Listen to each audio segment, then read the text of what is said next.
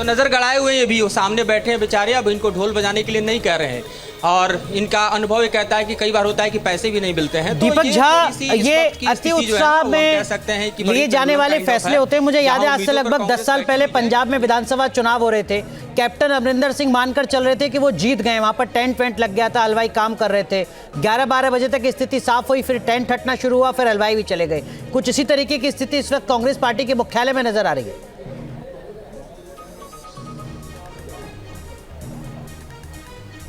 देखिए, ढोल, टेंट, खाना पीना, कार्यकर्ता आते हैं तो उनके लिए तो उनका उत्साह है, तो खाना पीने का तो इंतजाम करना पड़ेगा और करना भी चाहिए। चाहे चुनाव हारे चुनाव जीते तो बात की बात है, लेकिन आप इस निष्कर्ष पे कैसे पहुंच जा रहे हैं कि कांग्रेस पार्टी चुनाव हार रही है? आप इतना प्रायोजित कैसे कर रहे हैं? सर, आपके धैर्य को सलाम। कश्मीर में बात नहीं कर रहे, श्रीनगर में बात नहीं कर रहे, वहां पे हम जीत रहे, वहां पे हमारे नंबर ज्यादा रहे, तो वहां पे तो वहां पे भी तो बात करिए आप अनुराग भाई।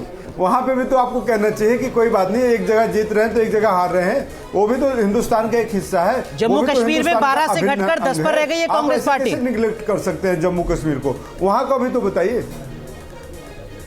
और वोट परसेंटेज भी बता दीजिए। सरकार तो हमारी बनेगी ना, सरकार हमारी बनेगी, वहाँ भी बनेगी, हरियाणा में भी बनेगी, और पूरे धैर्य के साथ, पूरे संयम के साथ मैं आपको बोल रहा हूँ कि बस 1-8 घंटे और वक्त निकाल लीजिए आप, और सारे के सारे भाजपा के मंसूबों में पानी फिरने वाला है। हरियाणा की जनता ने इस बार बहुत ही चालाकी से, बहुत ही बुद्धिपूर्ण तरीके से वोट किया है, क्योंकि इन्होंने किसानों के साथ अत्याचार किया, पूरे देश ने देखा। महंगाई की भट्टी में पूरा देश जल रहा है, हरियाणा जल रहा है। आप भी एक चाय पीने जाते हैं, 5 रुपए की चाय आजकल 25 रुपए की कहीं नहीं कम नहीं मिलती है, नॉर्मल चाय पीने जाए तो बात यह है कि देश का युवा बेरोजगार हो चुका है। देश का इन्होंने क्या किया, हिंदू और मुसलमान किया है, कटेंगे बटेंगे इस देश की राजनीति अगर ये है। मोहन भागवत अगर कहते हैं हिंदू एक हो जाओ, तो डराते किससे हैं? डर किससे लग रहा है इस देश में? भाजपा 10 सालों से शासन में है, सत्ता में है, और कहते हैं हिंदू एक हो जाओ नहीं तो मारे जाओगे। कौन मारेगा भाई? हमारे देश में कौन अटैक करने वाला? अच्छा, आपके लिए एक अच्छी खबर बता दूं, विनेश फोगाट 38 वोटों से अब आगे हो गई हैं। तो अभी तक लोग कह रहे थे कि विनेश फोगाट पीछे चल रहे हैं, ये हो रहा है। तो मैं बीजेपी का एक रिएक्शन ले लेता हूं। विनेश फोगाट आगे हो गई हैं। रुचिका अग्रवाल विनेश फोगाट आगे हो गई, 49 पे आप है। दीपक कह रहे हैं थोड़ा इंतजार कीजिए, 1 घंटे और नतीजे तब्दील हो जाएंगे। तो मतलब तब्दीली की उम्मीद कांग्रेस वाले पाल के चल रहे हैं। आप इस नतीजों के साथ आश्वस्त हैं?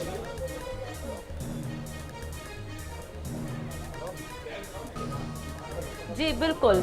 देखिए, लोकतंत्र की इसे कि हम जीत मानते हैं कि जनता ने जिस तरीके की विभाजनकारी बात पे जात पात की बात करना, बार बार हमारे वहाँ पर इनके जो युवराज हैं वो दलित बहन को और दलित समाज का अपमान लगातार करते रहते हैं। कभी ये जाटों की बात करते हैं, कभी बेरोजगारी की बात करते हैं, कभी ये पता नहीं कौन सी झूठी मोहब्बत की दुकान चला लेते हैं। जनता को समझ में आ गया है और जनता को पता है कि कांग्रेस जो है वो सिर्फ और सिर्फ झूठ का पुलिंदा है। आज की तारीख में हरियाणा में कांग्रेस एक्चुअली कांग्रेस नहीं रह गई है, वो हुडा कांग्रेस हो गई है। तो वहाँ पर युवराज जो है उनकी तो कोई वैल्यू रही ही नहीं है, क्योंकि वो हर एक की तो बेइज्जती कर रहे होते हैं, हर एक की इंसल्ट कर रहे होते हैं, हर एक को का अपमान कर रहे होते हैं। वहाँ पर इनको मजबूरी में कुमारी शैलजा का और हुड्डा जी का हाथ मिलवाना पड़ा, जबकि बार बार शैलजा जी का इन्होंने अपमान किया है। स्टेज पे खड़े होते हैं और शैलजा जी की तरफ फोकस तक नहीं होता, उनका नाम तक नहीं लिया जाता। ये तक वहाँ पर एक दलित बहन ने देखा है। तो उसी का नतीजा है कि आज जनता ने वहाँ पर बढ़ चढ़कर परिवारवाद के खिलाफ सिर्फ और सिर्फ विकास के बारे में बात करी है, भ्रष्टाचार मुक्त हरियाणा सरकार की बात करी है, और जिस तरीके का काम 10 साल से भाजपा सरकार ने किया है उसको वोट दिया है। और ये देखिएगा कि अगले 5 साल फिर हमारी ही भाजपा की सरकार। मनोज सर, ये जो टैली अभी दिख रही है सर, अगर यही आंकड़ों में फाइनल आंकड़ों में तब्दील होती है, दीपक जी आता हूं आपके पास, इसका नेशनल पॉलिटिक्स पर क्या असर आपको दिखता है? महाराष्ट्र के इलेक्शन में कांग्रेस की बार्गेनिंग पावर कम होगी क्या? झारखंड में किसी तरीके का असर दिखेगा? आम आदमी पार्टी कहेगी कि देखो हमसे अलग चले थे, क्या हालत होगी तुम्हारी हरियाणा में, दिल्ली में सुधर जाना, क्या इस तरीके की कुछ स्थितियां आएंगी सामने? देखिए, ऐसा है कि हरियाणा में कल तक तो ऐसे लगता था कि जैसे एंटी बीजेपी वहाँ वेव चल रही है और बीजेपी की 30 सीटें आएंगी या 25 सीटें आएंगी, लेकिन इलेक्शन के जो रिज़ल्ट आए हैं वो ठीक उल्टे हैं। तो महाराष्ट्र की अगर हम बात करें तो महाराष्ट्र में अभी हम गए थे तो वहाँ जो उनकी योजना है लाडकी बहन योजना, उस योजना का काफ़ी ज़्यादा इम्पैक्ट है। और जैसे हरियाणा में हमारे जितने भी रिपोर्टर्स हैं उनका फीडबैक ये था कि बीजेपी की हालत बहुत अच्छी नहीं है और उसके रीजंस थे कई सारे। लेकिन महाराष्ट्र में हमारे जो रिपोर्टर्स हैं उनका कहना ये है कि लाडकी बहना का काफ़ी ज़्यादा इम्पैक्ट है। और दूसरा, महाराष्ट्र में अभी क्या इक्वेशन बनेंगी, अभी सीट शेयरिंग होगी, तो ये देखते हुए मेरे को लगता है कि हरियाणा के इलेक्शन का एक बहुत ज़्यादा इम्पैक्ट महाराष्ट्र में पड़ेगा। एक जो कॉन्फिडेंस है वो वहाँ के जो वर्कर्स हैं, वहाँ के नेताओं में आएगा। और दूसरा, मेरे को लगता है कि बीजेपी का ये डिसीज़न या इलेक्शन कमीशन का ये डिसीज़न कि दोनों इलेक्शन एक साथ ना करा के महाराष्ट्र के इलेक्शन 1-2 महीने के बाद हों, मेरे को लगता है कि ये डिसीज़न बीजेपी के लिए काफ़ी अच्छा था। ठीक है इनके सर, बीजेपी को जम्मू कश्मीर में सबसे ज़्यादा वोट मिल रहे हैं लेकिन वो दूसरे नंबर पर है, और बीजेपी को हरियाणा में कम वोट मिले हैं लेकिन वो पहले नंबर पर है। हाँ, वो देखिए, उसको देखना पड़ेगा कि जब हम जम्मू एंड कश्मीर की बात करते हैं तो जम्मू सोशली, कल्चरली और रिलीजियसली एक बिल्कुल अलग एरिया है, घाटी वैली अलग एरिया है, तो वो बहुत शार्पेंड है। और ये बात सही है कि वहाँ मुस्लिम पॉपुलेशन वैली में है और मुस्लिम पॉपुलेशन बीजेपी को वोट देगी, इसको कोई सोचने की कोई ज़रूरत ही नहीं है। और जम्मू में बीजेपी को वोट मिलेंगे, तो जब दोनों को टैली कराएंगे तो आपको लगेगा कि बीजेपी को 23% वोट मिल रहे हैं, मिलने तो और ज़्यादा चाहिए।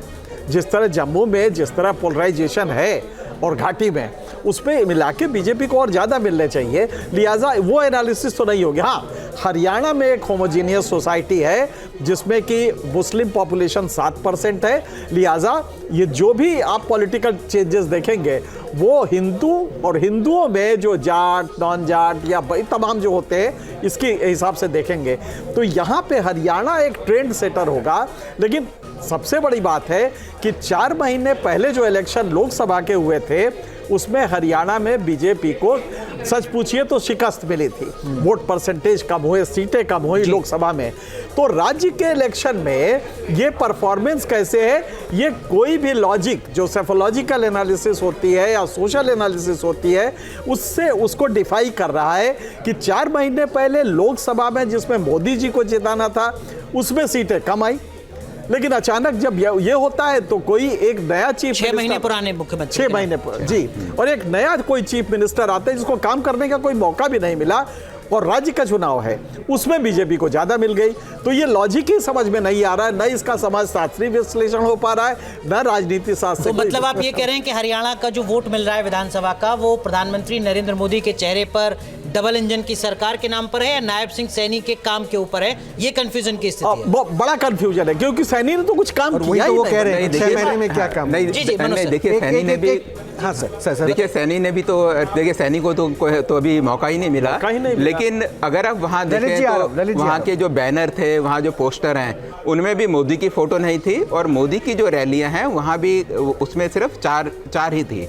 लेकिन एक बात और हमें ध्यान में रखनी पड़ेगी कि 2014 से पहले बीजेपी वहाँ एक बहुत छोटी पार्टी थी और मोदी का जब राइज हुआ नेशनल पॉलिटिक्स में तो बीजेपी का हरियाणा में जो राइज है उसके ही साथ हुआ है। ठीक बात है, इसमें कोई शक नहीं है कि 2014 से पहले हरियाणा में भारतीय जनता पार्टी की कोई स्थिति नहीं थी। नहीं, हकीकत इससे भी और बड़ी है कि लगातार 4 इलेक्शन में 1998 के बाद बीजेपी का नेशनल लेवल पे परसेंटेज गिरता रहा और अंत में 2009 में आके ये 18% हो गया, इतना घटता रहा।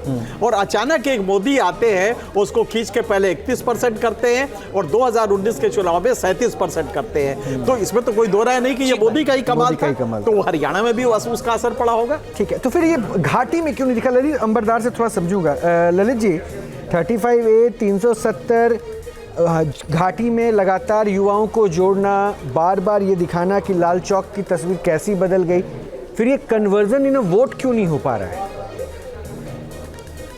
न्यूज नेशन अब व्हाट्सएप पर खबरों की ताजा अपडेट के लिए न्यूज नेशन के इस QR कोड को स्कैन करें।